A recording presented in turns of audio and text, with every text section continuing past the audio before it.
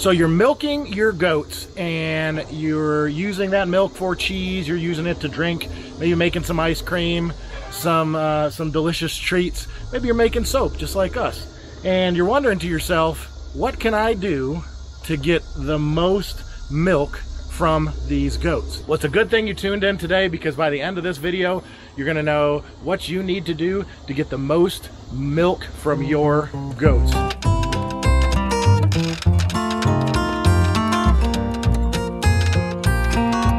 Well, hey everybody, welcome back to Cattywampus Acres.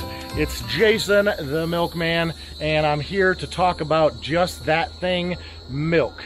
And you've started raising goats, and you're thinking to yourself, what can I do to get the most milk from these animals while still keeping them healthy and hardy? And we've been doing this for a while now, so this is one thing that we do know quite a bit about, and so I wanted to tell you guys a little bit about getting the most milk from your goats. Well, the first thing I wanted to talk about is hay, and the hay that you're feeding your goats.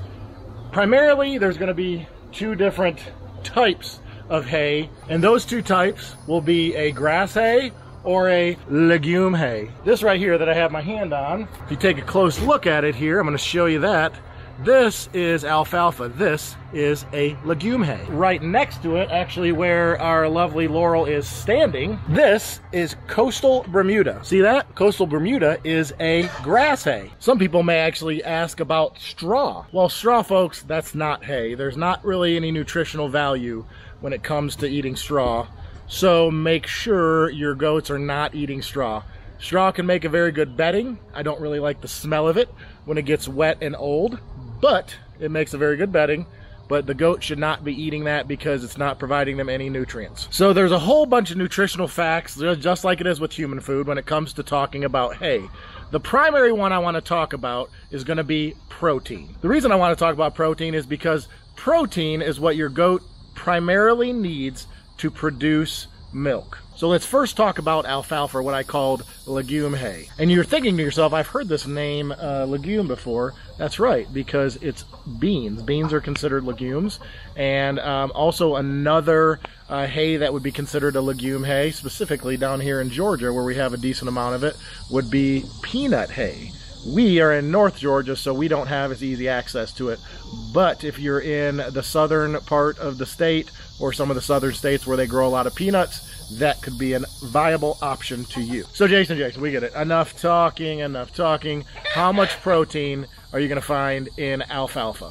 Well, I'm glad you asked. I looked through some studies, and from what I could find, it looks like alfalfa hay is going to fall between 20 and 25% protein. And when I say that, that is your crude protein. You're talking the combination of your digestible and indigestible protein. Before I go too much further, I'm not a scientist, but I digress. So when we're talking about grass hay, and specifically the coastal Bermuda that we have here, you're looking at around 10% crude protein. So that is over 10% less than the alfalfa. So your next question, I'm sure, is, well, Jason, why would we even feed any kind of Bermuda or grass hay to our goats? And the answer to that question is, alfalfa is very expensive. Most legume hays are, unless you grow peanuts or alfalfa yourself. And it can be sort of troublesome when it comes to the male goats. These are all females for the most part behind me. They believe that sometimes, specifically in wethers, the higher protein feeds and hays can cause what's called urinary calculi, which could ultimately kill your goat. But if you've been with us before, you know that hay should be the primary feed that you feed your goats. And because of that, these goats are going to be eating hay majority of the day. And so what tends to happen is if you just feed them something like alfalfa hay, or some kind of legume hay with super high in protein, you could certainly cause them to overeat and get bloat or get sort of sick. And so they will usually regulate themselves if they're a nice healthy goat and somewhat smart goat. But sometimes if you have an ornery goat, sometimes they may eat too much, which will cause issues with their digestion and cause them to get big and fat, and we don't want a fat goat. And also, if you've watched a lot of our other videos, you probably hear me saying we try to not give alfalfa to our goats. And my reasoning behind that is I believe it affects the flavor of the end product. Right now we're primarily using our milk for soap, which means the actual really nitty-gritty taste of it doesn't really matter that much to us. Now over in this pen, we have goats who are not in milk. Therefore, they have a lower demand for protein. Because you have to think to yourself, when one of these mamas is in milk, and we do something called milk sharing, where the baby drinks for half the day and then we milk out the second half of the day, her body is producing all that milk, and that means that she's gonna have a higher demand for protein. So right behind me here is another crucial part to producing a lot of milk from your goats. Can you see it? I'll move out of the way. Right here, this is the automatic water. This is very, very important. In order to produce a lot of milk, your goats are going to need a lot of water. A single goat can drink up to about 6 gallons of water a day. So having an automatic water like this one back here, very, very important. Another important ingredient to your success is going to be a high quality feed. We're talking oats, we're talking any kind of pellets that are high in protein, whether they be alfalfa. If soy doesn't bother you, you can get some soy. Corn, high in protein, also high in sugar. All kinds of good stuff and a good quality mineral. But certainly more importantly than producing a ton of milk is producing milk and keeping your girls healthy.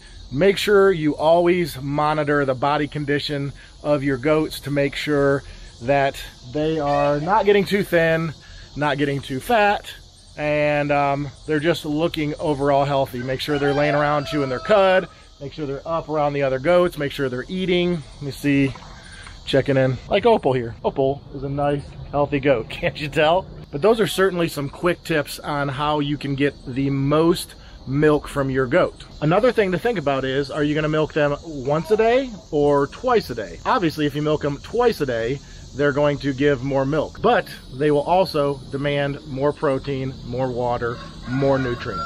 All right, guys, do you spot a good boy over here? I do. I spot a good boy. I do. Let's go see him. Let's go see him. Kevin doesn't drink milk anymore, but he is a sweet boy, isn't he? Isn't he a sweet boy? Isn't he a sweet boy? He's a little dirty right now, that's why he is tied up. We love Kevin. What else is going on the farm? Well, you got our prayer garden behind us. This is all popping up. Got some weeds in there, but ultimately we got our figs, one in each corner, from Lazy Dog Farm. Make sure you check them out. Got some giant sunflowers. We got some black oil sunflowers. We got some other floral arrangements around here, and so I think it's going to be really cool when we get it all fenced in, get a nice gate in here. It's going to look really great. Now back over here behind this row of gnarly weeds is tomatoes and peppers and all kinds of delicious veggies that we've been eating on every single day. I hope you guys are growing in your gardens too. What's going on in the orchard? Well, apples are going on.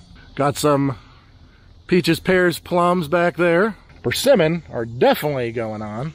And you can't forget, figs are always going on here on this farm. But what I'm going to do now is put a link right here, and this is going to take you to a whole bunch of videos about chickens. Did you guys know that we raise chickens too? We're not just goat people.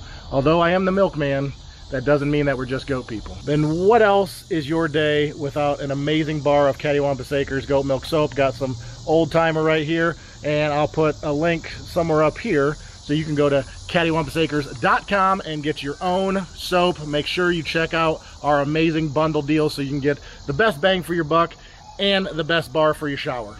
We'll see you guys next time.